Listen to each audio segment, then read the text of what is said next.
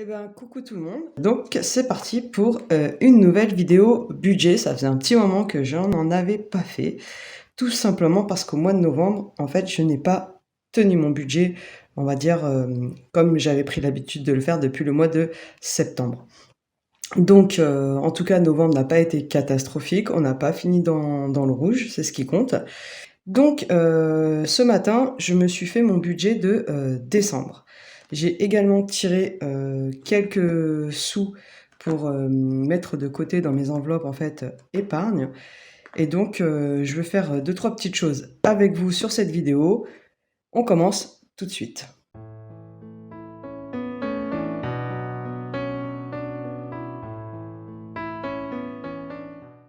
Alors, comme d'habitude, j'ai mon classeur budget en fait qui se trouve juste là. Et sur ce classeur-là, en fait, je fais, on va dire, tout mon suivi de budget. Donc, je vais reculer un petit peu ma tasse. J'ai fait mes prévisions pour le mois de décembre. Ça, c'est toujours ce que je fais en fait en chaque début de mois.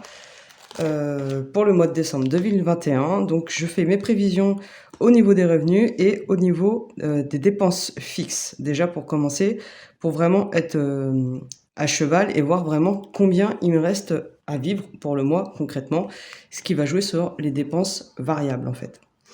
Donc sur le mois de décembre, ce que j'ai fait, c'est que comme d'habitude, j'ai, on va dire, vu les salaires à la baisse en fait. Je prends les salaires les plus bas, je les budgétise et ça me donne le total de revenus, qu'on a sur le mois. Et à la fin du mois, donc je reviens sur les réels, ce qui a vraiment été, touché en fait en termes de revenus. Donc moi, pourquoi je prends le salaire le plus bas? Parce que tout simplement, ça évite les mauvaises surprises plutôt que de se dire, de prendre le salaire le plus haut et du coup, bah, de se retrouver avec moins de salaire et du coup, bah, ça change tout le calcul. Donc je fais toujours sur le plus bas, c'est-à-dire que je ne compte pas, les jours supplémentaires, les primes et cetera et tout ça, c'est retiré et du coup, ça me permet de budgétiser et de voir après plus large, c'est carrément plus pratique. Pour les dépenses fixes, bon, bah, il y a plein de choses qui ne bougent pas réellement car on fonctionne beaucoup forcément sur des échéanciers à l'année, notamment pour tout ce qui est, bah, électricité, et assurance, automobile et cetera. Donc ça bouge pas trop. Le loyer, moi je fais toujours, le coût du loyer et le coût des charges, donc je sépare en fait les 2. Comme ça en fait ça me permet vraiment de suivre, l'évolution, du prix, du coût de la vie en fait, du loyer tout simplement. Surtout au niveau des charges, parce que c'est souvent à ce niveau-là qu'il y a des changements et des surprises. Donc j'essaye toujours de, séparer on va dire les 2. Donc ce qui fait que, au niveau du budget, en dépenses, on en est à 1 479 € à peu près, de dépenses fixes, loyer compris. Donc ça me permet de voir à peu près du coup avec les revenus que j'ai budgétisés, que bon j'ai décidé de cacher, donc moi en tout cas je peux faire le plus, le moins avec ça. Au niveau des dépenses variables, bon là j'ai pas encore noté, on va dire mes budgets, donc c'est quelque chose qu'il faut que, je fasse. Sur les dépenses exceptionnelles, bah, là forcément comme on arrive en période de fin d'année avec les fêtes et compagnie, il y a des cadeaux à prévoir. Donc là, j'ai déjà budgétisé 210 €, pour les cadeaux, de Noël, en sachant qu'il y a déjà, des frais qui ont été faits. Donc ça, c'est quelque chose que j'ai déjà, prévu d'office.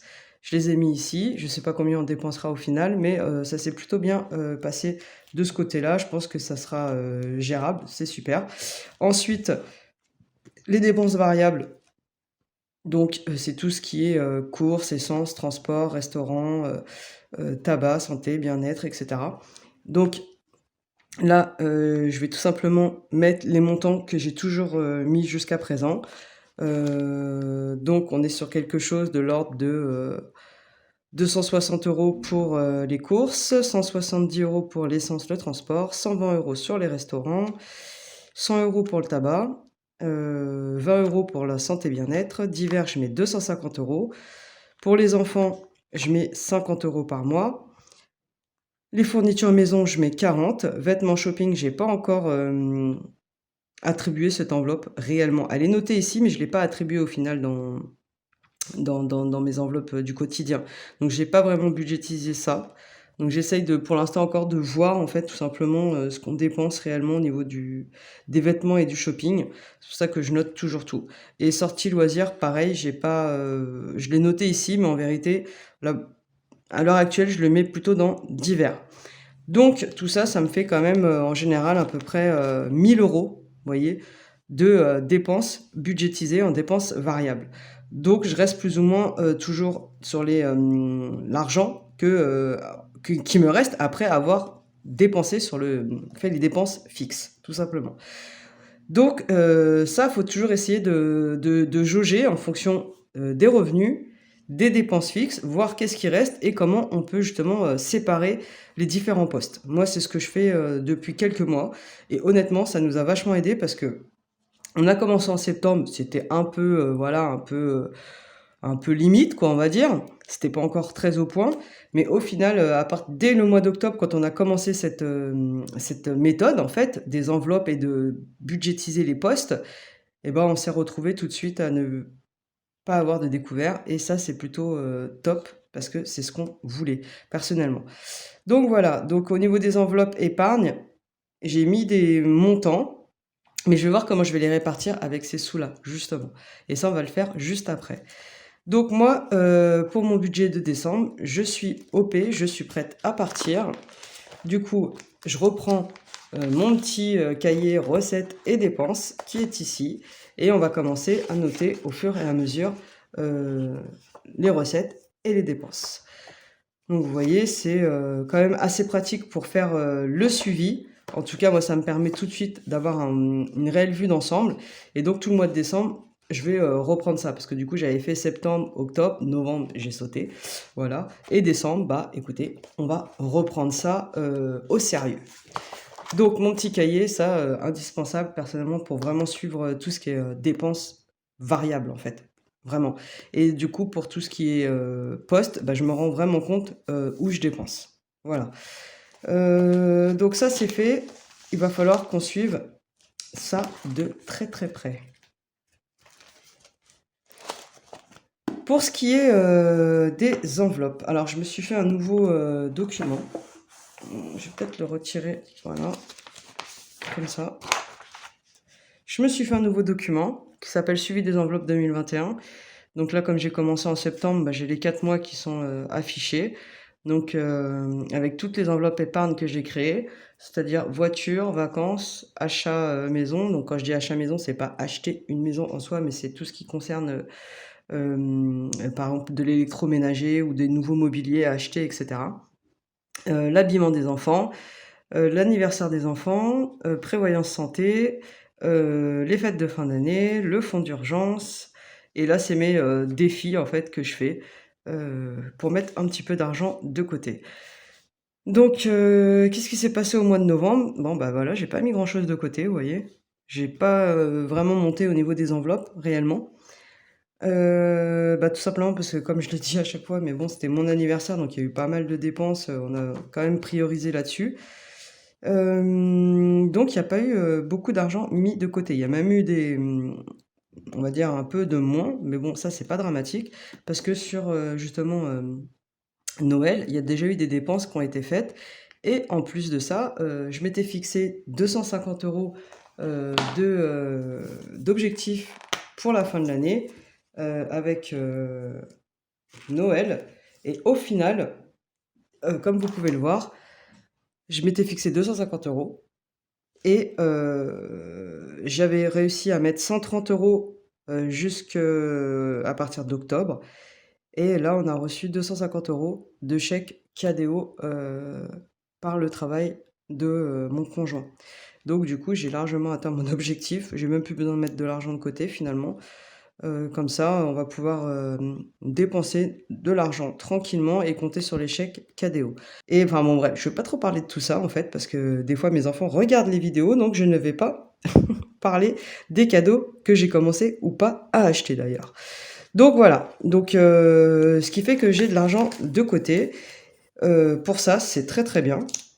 Il y a quand même eu 40 € du coup qui sont sortis déjà de cette enveloppe. Et ça, franchement, c'est super cool parce que du coup, en faisant le calcul de ce qu'il nous restait à dépenser, c'est-à-dire les fameux 210 euros, il manquait 70 euros. Et je me suis souvenu du coup que j'avais mes 90 euros de côté. Et bah du coup, ça tombe super bien parce que figurez-vous que du coup, j'ai aucun argent à sortir parce qu'il est déjà là, au chaud. Et c'est là qu'en fait, ça devient génial justement ce système d'enveloppe et de prévoir en fait, d'avoir un coup d'avance sur tout ça. C'est qu'au moment des dépenses, du coup, l'argent, bah, il est là. Voilà. Et c'est pas, je suis pas obligée de ponctionner en plus et d'un coup et de sortir beaucoup d'argent d'un coup, ce qui est forcément beaucoup plus, douloureux dans la démarche, on va dire. Donc voilà, au final, j'ai presque, 0 argent à sortir pour, les fêtes de fin d'année et je suis franchement hyper contente de ça. Je vais pouvoir faire des bons petits cadeaux à mes enfants et je pense que ça leur fera, vraiment très plaisir. Donc voilà, au niveau de la tirelire, parce que j'ai une petite tirelire, électronique en fait où je mets un peu d'argent de côté, j'ai sorti de l'argent, 14,30 €. Donc ce qui fait que je suis retombée à 12 € au lieu de 26 €. C'est pas dramatique, en même temps, c'est de l'argent qui dépanne, il est là pour ça. On n'essaye pas de toujours retirer, mais là, il y en avait besoin, ça a évité d'aller au distributeur et tout ça, donc on avait sorti de l'argent de là-dedans. En fait, finalement, tout ça, c'est bien pratique.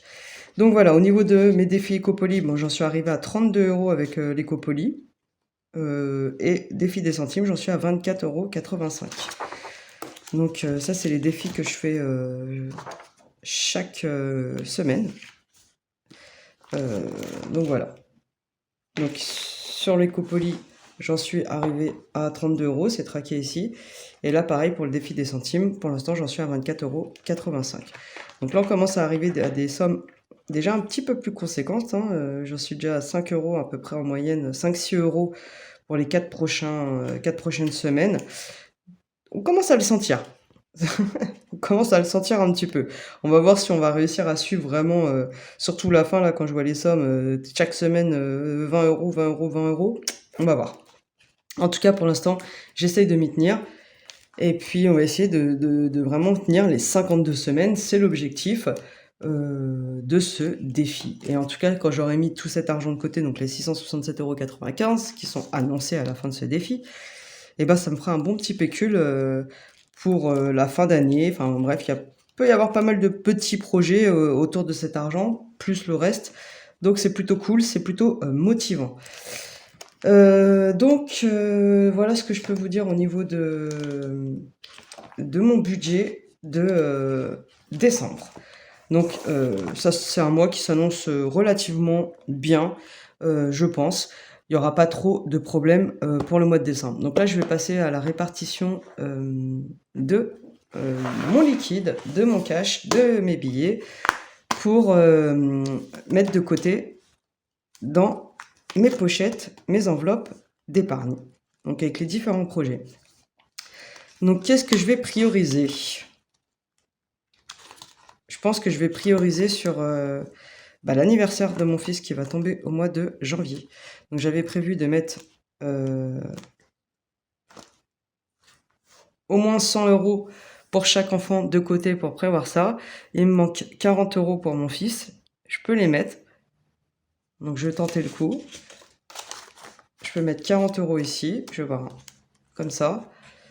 Comme ça, je serai à 100 €. Et le mois de décembre, j'ai plus rien à mettre. Et en janvier, je suis tranquille. J'aurai même pas à toucher trop. Et j'aurai juste à prévoir pour ma fille, justement, parce que ça fera janvier, février, mars, avril. Tranquillou. Je pourrai gérer. Donc c'est toujours un petit temps d'avance que j'ai. Fonds d'urgence. C'est le truc que j'ai jamais rempli depuis le début en fait, le fonds d'urgence. J'en suis qu'à 15 € dessus. Donc je pense que je vais essayer de mettre 40 € sur le fonds d'urgence. Voilà. Les vacances, je m'étais fixé un objectif assez ambitieux de 2000 €. Donc j'en ai que 40 pour l'instant, donc il va falloir commencer à remplir cette enveloppe. Voiture, pareil, je vais avoir des frais sur les véhicules, donc il faut que je mette un petit peu de côté là-dessus. Et achat maison, il faut que je mette aussi parce qu'il faut vraiment que je change les enveloppes et j'en suis à 100 €. Donc combien qu'il me reste? 2, 4, 6, 8, 10, 120. Donc j'avais tiré 200 € à mettre de côté. Donc ce que je vais faire, c'est que je vais mettre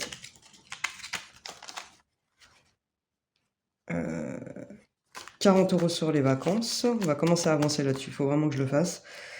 Vu qu'en plus, du coup, j'ai lu chèque KDO, bah, du coup, je suis quand même assez bien libérée parce que je pensais que j'allais pas atteindre mes 250 € pour ça, sur cette enveloppe. Je vais mettre 40 € ici, sur la voiture. Vacances, 40 €. Et achat maison, je vais mettre 20.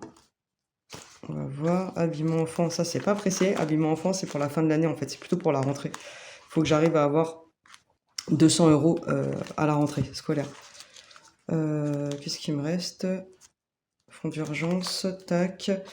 Et bien, ce que je vais faire, c'est que je vais mettre un peu plus sur la voiture. Je vais mettre 50 € dans la voiture. Et 30 € en achat maison. Voilà. C'est pas trop mal, je pense. Donc, je vais prendre mon stylo et noter tout ça. Donc, c'est parti. Bon, je vais commencer par le début. Voiture. Donc, j'étais à 60. La dernière fois que j'avais mis de l'argent, c'était au mois de septembre. Aujourd'hui, on est le 1er décembre. J'ai dit que je mettais 50. Ce qui me fait un total de 110 € déjà de côté. En tout cas, qui pourront servir vraiment sur tout ce qui concerne les dépenses de la voiture. Et ce sera de l'argent en moins à sortir comme ça de manière assez violente et impromptue. Et d'être pris au dépourvu, en fait. C'est ça que j'en ai marre surtout, d'être pris au dépourvu. Les vacances, j'ai dit je mettais 40. Allez, on va commencer à avancer là-dessus. Moi, j'ai fait des petits trackers à l'arrache. Hein. Sur ça, j'avoue. Donc là, c'était pareil. J'avais mis la dernière fois au mois de septembre. Donc là, décembre, je rajoute plus 40. Ce qui fait que j'en suis à 80. Il va falloir s'activer sur les vacances un petit peu. Voilà.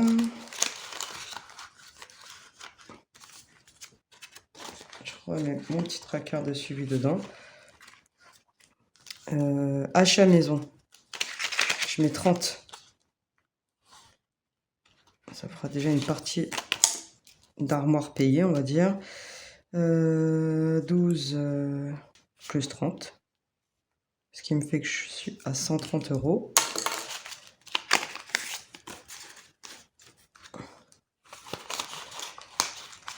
Bon, après, au niveau des enveloppes, chacun fait comme il veut. En fait, c'est en fonction, j'imagine, de ses besoins dans la vie.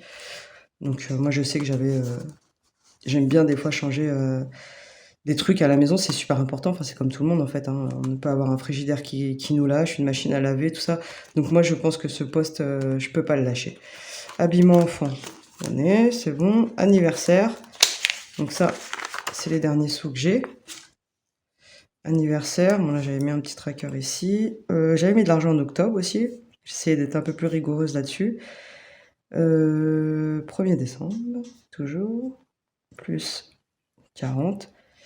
Donc là c'est bien parce que je m'étais fixé comme objectif 200 €, c'est-à-dire 100 € par enfant pour avoir une petite longueur d'avance.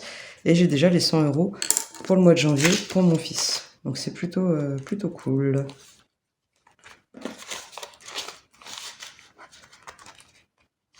Je suis super contente.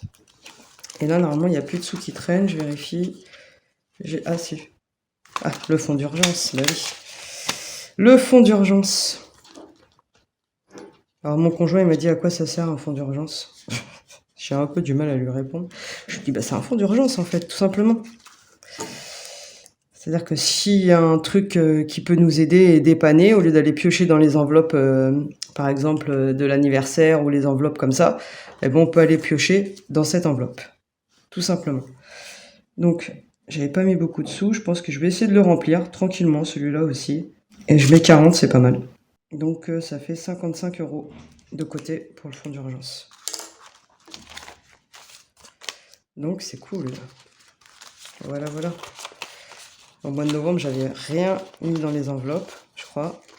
Là, on reprend un peu le rythme. Donc, voilà, voilà. Ça, c'est fait.